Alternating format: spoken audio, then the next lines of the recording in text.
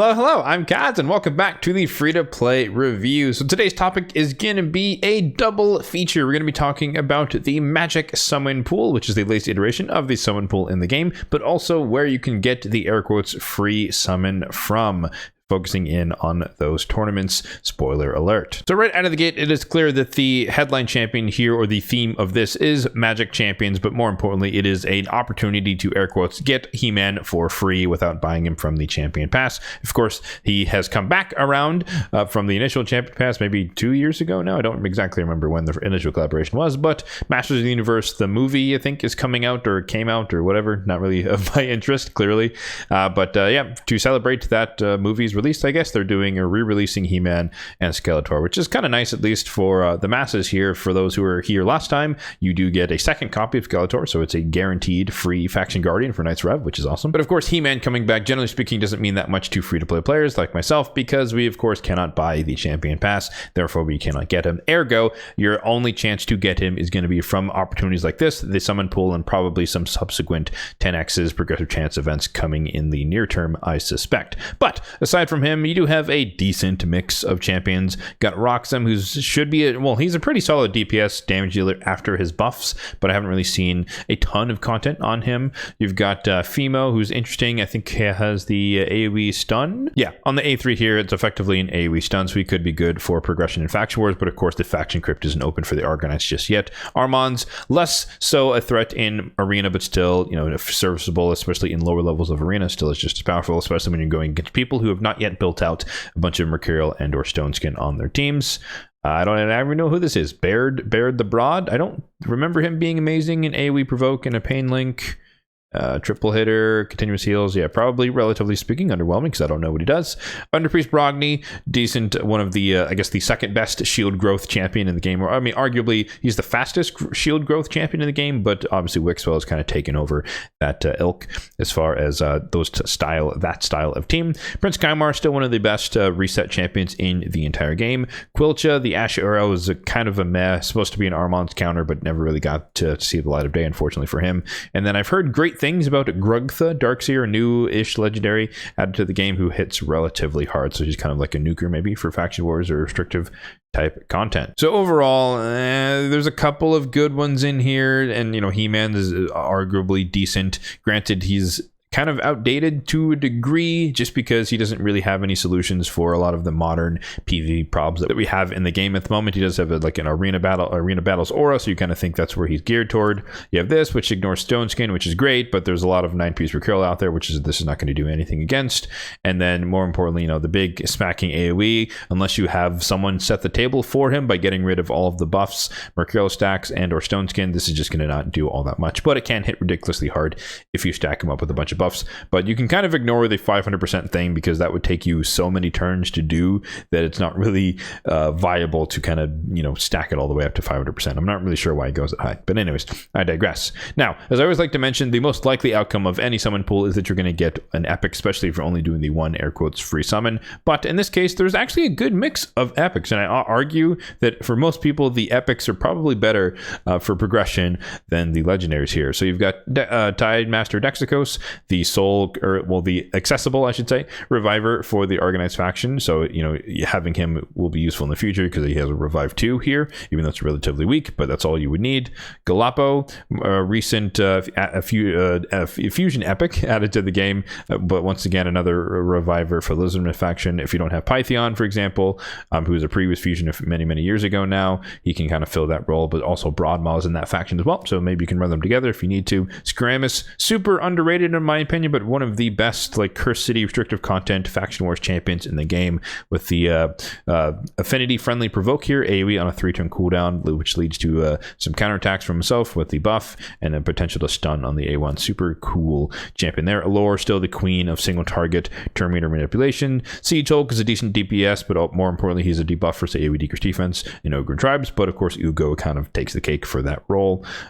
Miscreated Monster is still kind of useful for spider progression, ice golem progression, anything with a bunch of minions. He builds puts up a massive shield. Dr. Pierce, one of the best epic debuffers in the game, so good to have him. Taragi, I always talk about him as one of the best starter champions if you happen to get him early enough that he can help you progress with a nested ally protection team in Demon Lord Clan Boss, get you through Nightmare and Ultra Nightmare, and his passive is really strong for placing a lot of poisons, especially on Infinity Clan Boss, which hits you a bunch of times.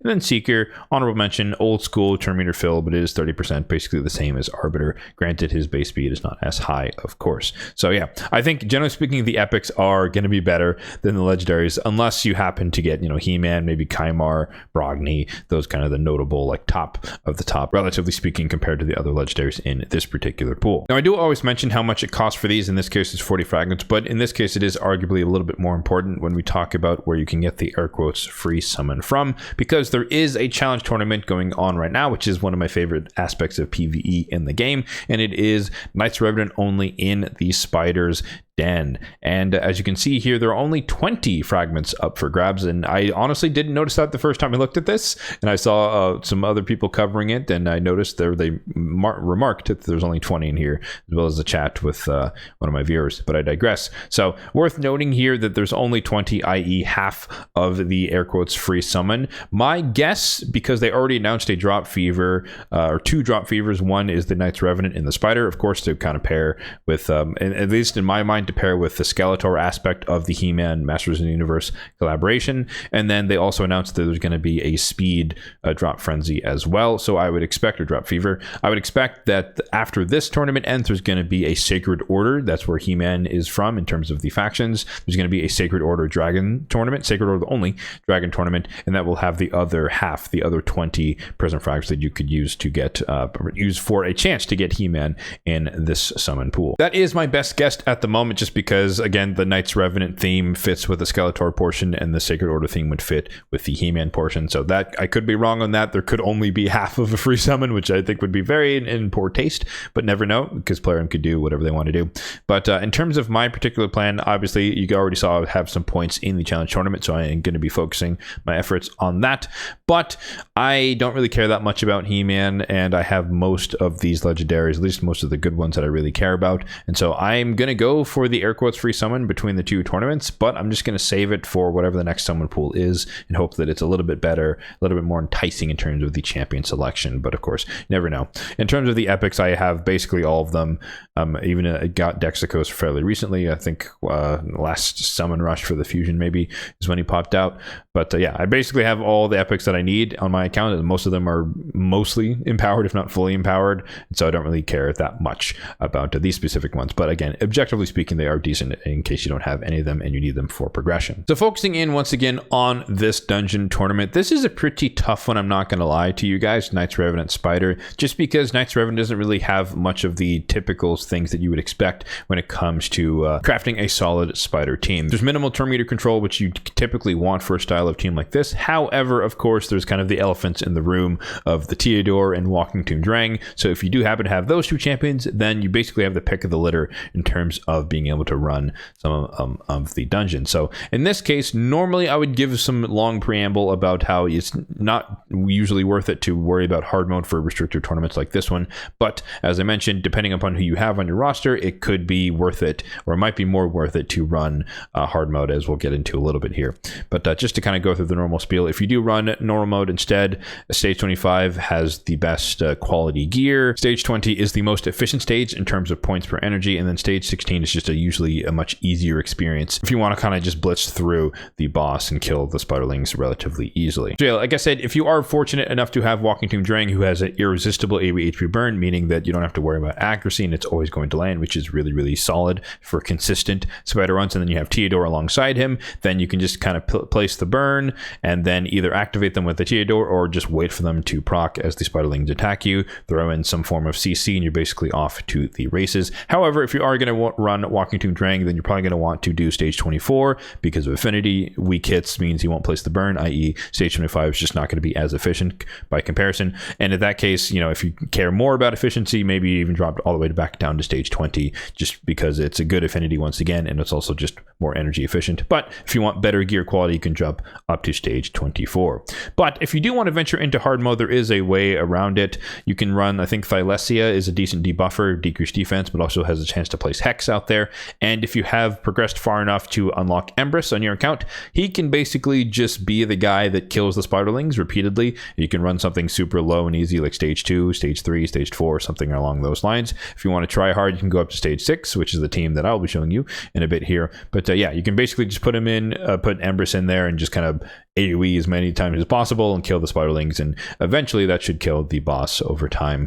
And yeah, but of course that's more, you know, and maybe not end game, but more late game if you've progressed far enough in your account to have Empress and you have him in a serviceably strong build such that he can do that against the minions. In my particular case though, I do have a Knights Revenant only team for hard mode stage 6, and it's basically a combination of what we talked about. We have Walking Tomb Drang there and Theodore, that combination of the HP burn and HP burn explosion. However, just to make it a little bit faster, because just them two alone, it would just take a while for the boss, because she would reset, the spiders would have to attack and all that stuff. I opted for a more fun solution where we have Tomb Lord in the mix, primarily to place decreased defense, but also the poisons come in handy on subsequent turns. And then Mad Hatter, believe it or not, is coming in there to bring in the ally attack for Whisper, as we'll see or talk about in a bit, and also bringing the weaken and the hex, with both of which are important for helping us kill these spiderlings. So Whisper comes in. You might think Whisper single target damage. Why is she in this team? The boss has a lot of health, so she's not going to do a ridiculous amount of damage, which is somewhat true. But as we mentioned with Mad Hatter, he's bringing in the hex, so her single target attacks become effective AoEs from the hex, spreading the damage around. And so if all else fails, she can kill the minions and kind of do a big burst of damage via that, on top of us getting the credit for the HP burn explosion. So enough yapping, might as well just show you guys the team instead of explaining it in detail. But yeah, it's a pretty fun team. Like I said, I have run this before in the past. There was a few months ago a single faction spider tournament, or spider challenge tournament, and in that one I created this Knights Revenant only team just to kind of work with that. So you can see there, HP burn was placed, HP burn activated. In this particular instance, just based off random crits here and there, we actually killed the spiders with the burns, which is unfortunate just because it makes the run take a bit longer, unless Whisper pops off here. Not quite, but it just makes more of the spiderling spawn, which just means she heals a lot more. But it doesn't really matter, because by the time she comes back around to the next turn, and we're not going to die to that because we have decreased attack, thank you Tomb Lord. But once we cycle back around, it's not the end of the world. We get healed by Mad Hatter's passive. We reset a little bit on Drang. We have the buff removal, which gets rid of the sleep, which is also useful on him. But we got poisons everywhere. We do this. Whisper comes in for once again for a couple more hits, gonna do some damage to the boss. But the main thing here is that we come back around. No matter what, we come back around, we place the burns again. We have the ally attack here, and then Theodore should come back around, and nope, no, it's not ready yet. Never mind. Well, it doesn't matter. The spiderlings are gonna die slowly to the burns, and or Whisper is gonna run in there and kill. Yeah, do that. There's the hexing splash damage like that. So again, that particular one was a little bit unfortunate, just because we got a bunch of extra turns on the Whisper, which means a bunch of spiderlings spawned, and we just got a little bit of bad RNG, which just makes her heal more. So we have to try a little bit harder to get rid of the remaining HP, just because she healed by so much. But usually she gets a turn right after like Whisper goes, or right after Tomb Lord gets a second turn, such that there's only like 2 or 4 minions spawned, and thus she heals a lot less, and it's just a little bit smoother. And in fact, you know what? Let's just run it back again, just to see if we can get a little bit better RNG on round 2. But yeah, as you can see there, or you could see there, the best time was 33 seconds. So that's the best time that's happened with this particular team, just because the times were added after I progressed well into through hard mode stage 10. But yeah, so it kind of depends upon how many extra turns, if any, we get on the Whisper. Obviously, we're starting off with the A3, so that's a guaranteed extra turn. We got, oh no, oh no, we're running it back. Okay, 2 extra turns.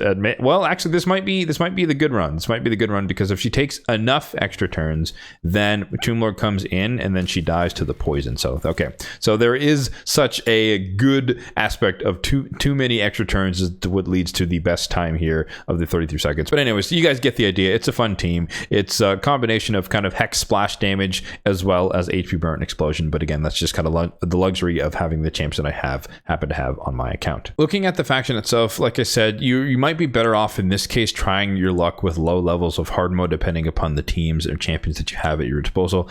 like I talked about, you do have the Empress kind of AoE challenge. I know there was some talk when hard mode first came out about Eric's in like a 9-piece Slayer set or some lifesteal set combination where she can do a bunch of damage with the counterattacks and kill the spiderlings, and which does damage to the boss. So Eric's can work. We all get her for free, so she is a accessible champion in that regard. My team kind of highlights the benefit of Mad Hatter with the AoE Hex. The Tomb Lord could be your debuffer, but also Thylesia, who's an epic, further down here for decreased defense. Theodore and Walking Tomb Dragon, we highlighted those together. But also after the buff, Soulless is basically like the next iteration of Miscreated Monster, so he can do he can create a massive shield for your team by attacking all the spiderlings, so that could be another way to kind of protect your team from whatever level if you happen to have Soulless on your account, of course. And then of course, since I mentioned a Miscreated Monster can do a similar thing, as far as if you were to make a team that's meant to just kind of tank and burn or whatever, you can have a massive shield from the Miscreated Monster protect your team whilst they burn, assuming you have Walking Tomb Dragon. So there's lots of combinations you can make.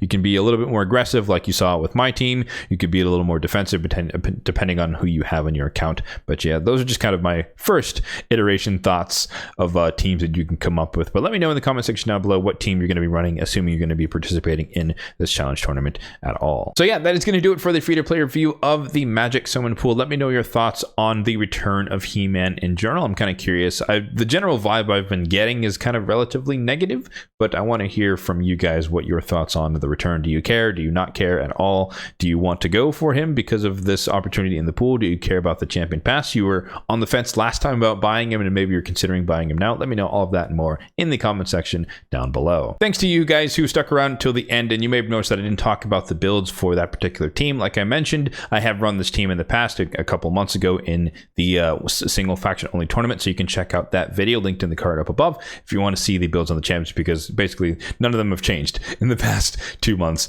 or so. I'll also include it as one of the videos that pops up in the end card of this video in case you want to find it that way instead. As always, if you did find this video helpful, be sure to hit that like button down below. It does help out the channel, and feel free to hit the subscribe button down below as well, if and only if you're enjoying the content overall on this channel for more content just like this one in the future. Thanks for watching, and have a good one.